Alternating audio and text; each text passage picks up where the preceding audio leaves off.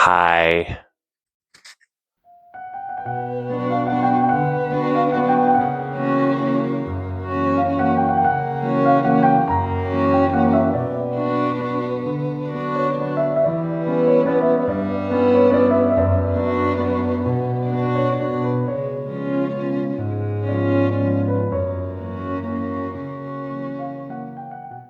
So about a week ago, I went to Phoenix, Arizona, just on business. It was somewhat work related, so I couldn't really do any exploring while I was down there. I found one antique store, and everything was over $1,000. So, whew, never mind.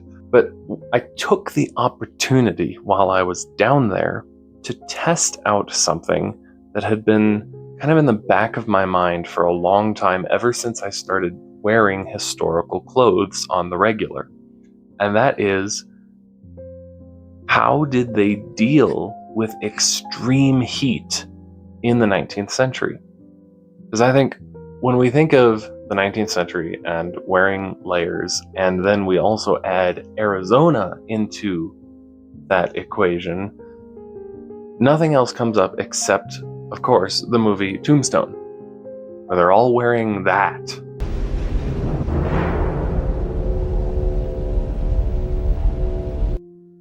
Black.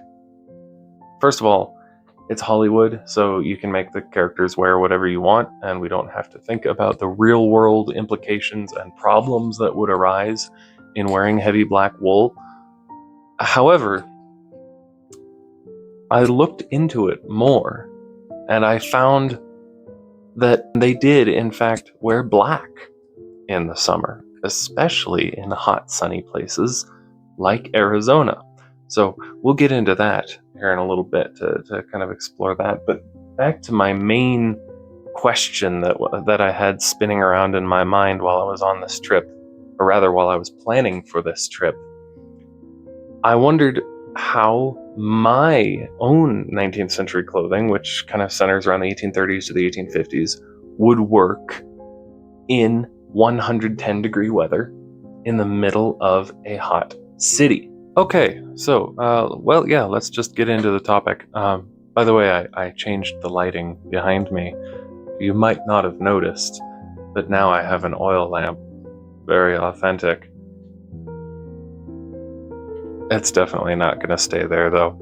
Also, I put my microphone on a paintbrush because I noticed that it was making weird noises when I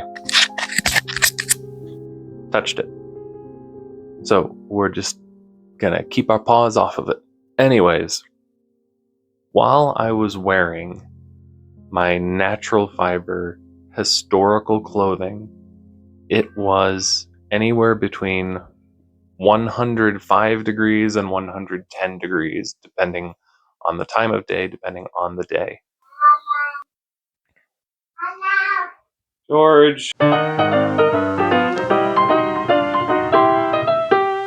Now, it's important to note that people historically did not really change the type of clothing that they wore in the summer, except for the makeup of said clothing. That is, what it is made of in terms of the fibers and the weight of the fabric. They didn't really take off any layers, but we can talk more about that later. For now, what I want to get into is my wardrobe and the way I went about kind of testing these theories while I was in 110-degree July Phoenix, Arizona. My first couple days there, I wore completely 100% historical clothing. I wore cottons and linens. I didn't have any wool except my underwear and socks. I didn't strip down any of the layers of my outfits while I was there. I wore a shirt, cravat tied around the neck, a vest on top of that, and a coat on top of that, and wearing a hat. There was one day, after 2 full days of being in Phoenix wearing historical clothing, I decided I'm going to wear blue jeans, and a polo, and that's it.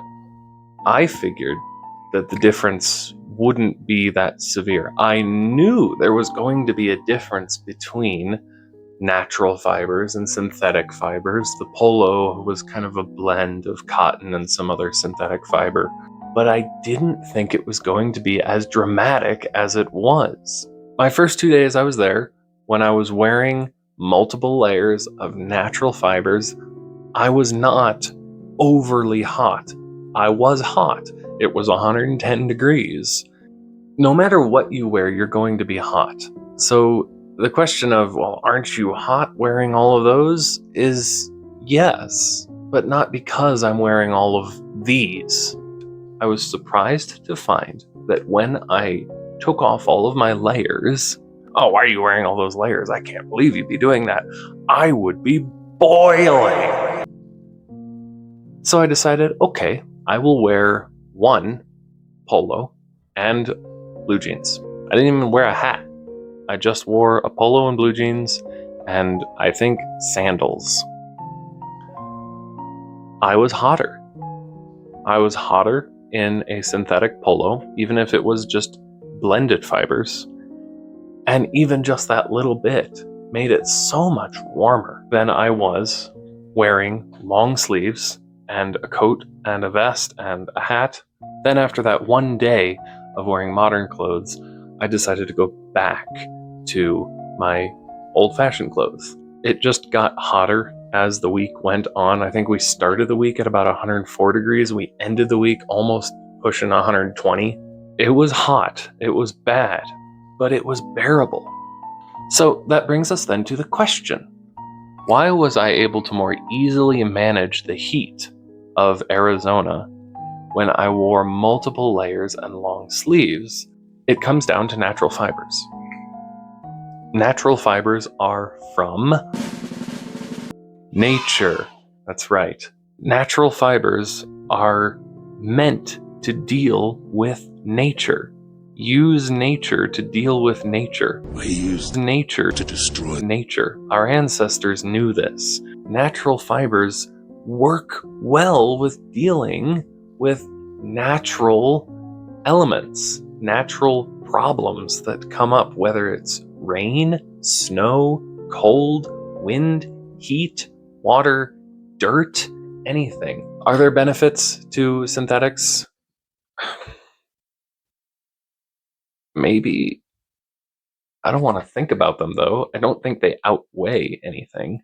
But clothing that is made from materials that come from the earth are more likely to better deal with things that come from nature. Let's talk about linen first, because when you think of natural fibers, natural clothing that's meant for summer, you think of linen. Linen is made from one of two different types of plants. You can get flax linen or you can get hemp linen. Hemp linen usually ends up being a bit tougher, rougher wearing, more durable. Now, linen does such a good job of keeping you cool because of the way that it's processed and turned into a fabric. You take the actual shafts of flax and you beat them and mash them and crush them and make them soft so that they become almost like little threads. And then you put that into a spinner and you spin that into actual thread, and then you can weave that into an actual sheet of fabric made from linen. Now, it's because of the length of these fibers that linen does such a good job of drawing away moisture from the body. Because what draws moisture better than a plant? Linen is made from specifically the stem of a plant, whose sole function it is to draw moisture. And so when you use that part of a plant to make clothing, the clothing is going to have that same property of wicking and drawing moisture away from the body. Because linen is so long it was strong and durable, and linen lasted for a long time. And honestly, it didn't wrinkle nearly as much as modern linen does now. Modern linen wrinkles now and is less durable now because we prepare linen today in the same way that we prepare cotton. Cotton is made from the cotton plant, but it is not, unlike linen, made from the stems of cotton plants. It is made from the actual pulp that you pull out of the seed pods. Cotton is a natural fiber, and it is durable, and it is lightweight, and it is breathable, but it is not quite as good at wicking away moisture as linen is, because the fibers that are used in winding the thread are not nearly as long. They're very, very short. And so that affects both the durability of the fabric and the ability to draw away moisture from the body. When cotton became popular, most people moved away from linen because cotton was way more affordable. It was easier to produce, it was easier to then turn into fabric, and it was easier to ship off. And so cotton became king in the 1850s, 60s, and then pretty much all the way on for the rest of time up until today. Cotton is the natural fiber that we use now. So how does this affect the quality of linen today? Remember when I said the process of preparing linen involved keeping those long fibers together, winding that into thread, and then weaving the thread into a fabric? Well, cotton, because the fibers are not as long, uses a different type of machine.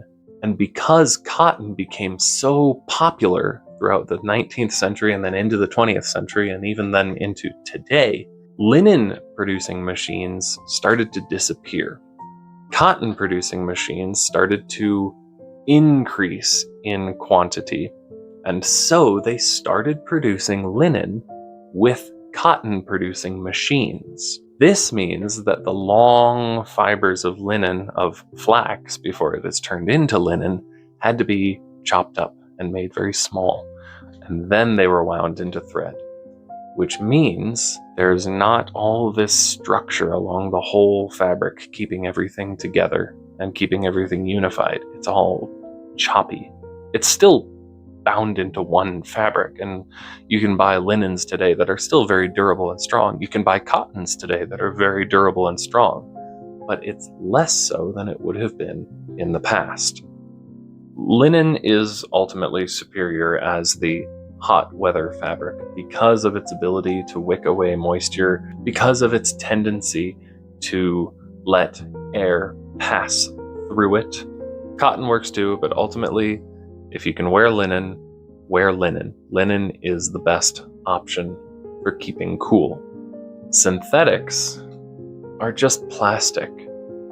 It's not cloth. I guess it is cloth, but traditionally cloth was something made of fibers that came from nature, whether it's an animal or a plant. Now we have plastic, and we're stretching this plastic out into thin little strands and then weaving it together like fabric. I really don't consider it to be true fabric if it's not made from a natural fiber. Maybe that makes me elitist. I don't know. I'm prejudiced against fabrics. Sue me. Please don't sue me. We've talked about the consistency, the makeup of fabrics, and why it's important to stick with the natural fibers, and that really is the biggest thing. Why can you wear so many layers in such extreme heat and still feel comfortable? You're gonna be hot. Like I've said, I'm just gonna repeat that over and over throughout this video. If it's above your own body temperature, you are going to be hot no matter what you are wearing.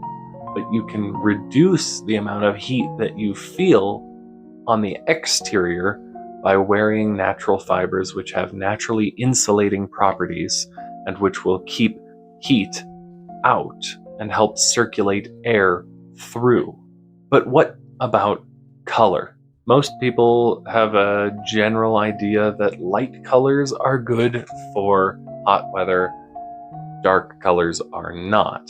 Think back to the movie Tombstone. They're walking around Tombstone, Arizona with their black overcoats. Does color really make a difference, though, if you are wearing natural fibers? The short answer is yes, it still does, because of color theory. Color is just light, and color is reflected based off of what light is reflected. So if we see something as red, that means that object is absorbing all colors except red and is reflecting the red light back to our eyes, which we then perceive. So, what does that mean for white and black? Well, black is the lack of color because it's absorbing all light. So we see black because there's nothing being reflected back at us. White is the whole spectrum, basically, being reflected back at us. When it comes to standing in the sunlight, what would you rather have? Would you rather have your clothing absorbing all light that was directed at it, or reflecting it? By and large, it would make more sense to have your clothing reflect the light that is coming at it. However, there are certain instances where it makes more sense to wear dark colors, especially when you are in direct sunlight. Now, if you're in an area of, I live in the United States, I live in Wyoming. In Wyoming, there are no trees. There is grass, there are hills, and there are mountains. Trees do not exist here. Because I live here, where there are no trees, and if you go outside, you are constantly in direct sunlight, you want to protect yourself from not just the light and the heat, but also the UV light that gives you sunburn. Now, people in the 19th century may not have universally understood that standing out in the sunlight gives you sunburn because of the UV rays that are coming down. They just knew that if you stood in the sun too long with exposed skin, you got burned. What they also found was that even if you were wearing light-colored fabrics, if you stood out in the sun long enough, you still got sunburned. And what they found was if you wore lightweight fabrics, but kept it in a darker color, it actually helped to protect against sunburn. So in certain instances, like in Phoenix or Tombstone, Arizona, it would make sense to wear lightweight fabric that was dark colored to protect yourself not only from the heat in wearing lightweight fabric, but also from the UV rays by wearing dark colored fabric. So why not just wear dark, lightweight fabric all the time? Well, because in other parts of the United States, there are more trees, and the UV is less intense. Here in Wyoming, we're at a very high elevation. In Arizona, you're very exposed to the sun, even though you're at a lower elevation. Going further and further east, you get lower in elevation, and you get more trees. So you can be outside without being in constant direct sunlight, which means you're going to want light colored fabric as well as lightweight fabric to help increase that cool sensation all the more, especially considering that in more eastern states within the US, the humidity is much higher. Light colored fabrics helps with that as well. So along with making sure that they had the right type of fabric, the right weight of fabric, and the right color of fabric, it was also very important for the Victorians to change their underclothing regularly. We tend to have this bad opinion, or should I say assumption, of the Victorians that they were a dirty people, that they never bathed, that they stunk, that they smelled bad, that they had no sense of hygiene or cleanliness, and they only dressed pretty to hide the fact that on the inside they were disgusting. Ultimately, that's just not true. The Victorians were extremely concerned about hygiene and cleanliness, and we can take another video to talk about that some other time. But right now, it's good to just know that they knew that when you sweat, you stank. And they knew that fabric tended to hold on to bodily oils like sweat and skin oil and other nasty things like that. And they found that if you changed your linens, changed your linen undergarments 2 or even 3 times a day, you stayed cooler and you stayed cleaner. Historian Ruth Goodman found that when she was doing an experiment, she decided to take a couple weeks to try bathing every day, but never changing her linen undergarments. And then not bathing every day, but always changing her linen undergarments. By the end of her experiment, she found that she was actually cleaner after not bathing frequently, but always changing her linen undergarments at least multiple times a day. It's very absorbent. It can take a huge amount of your sweat and grease and dirt into the fabric of the linen. So when you change it, you're taking that away, getting rid of it, and you put a fresh lot on, which draws more from your body. The more times you change your underwear, the cleaner your skin will be. Victorians knew this. Now, that's not to say they never bathed, because they did. Again, we'll talk about that in another video. But the Victorians knew that changing your underclothing and getting away that oil and sweat that had been soaked up by your nice linen shirts, changing out of that helped keep you fresh and smelling nice and cooler. So one of the biggest questions that I got when I was wandering around downtown Phoenix was, I can't believe you're wearing all of those layers. I would be boiling. Why are you doing that? How are you not dying? Well, the reasons come from everything that I have already explained in this video.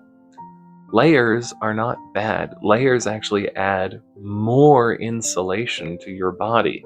That's why I felt so much hotter with just one layer, that one polo, on the day where I wore modern clothing than I did when I wore multiple layers in historical dress.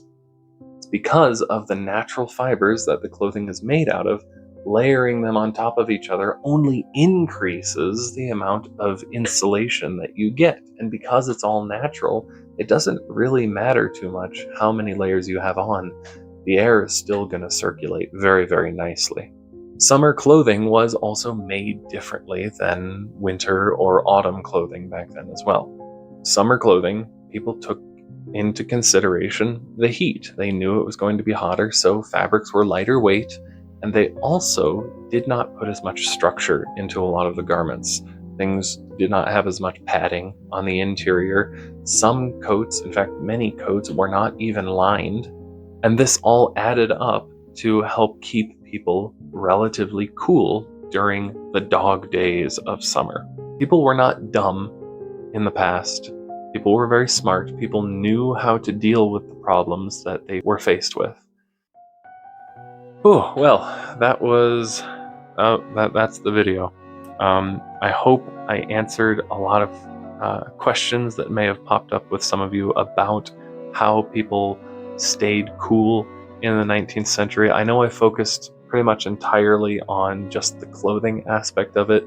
There were other things that people did when they were just at home to cool their houses. I can maybe make another video about that if you want. Just let me know in the comments, and I hope if you have a desire to learn more about this century, stick around. Please subscribe. When I was on Instagram, I had almost 6,000 subscribers, followers, whatever, I don't know. Here, I only have a little under 300 followers, so if you like what I'm doing here, please subscribe so that I can continue giving you what you like. That's how it works. Thank you for watching. And there will be more to come. So, until then, farewell.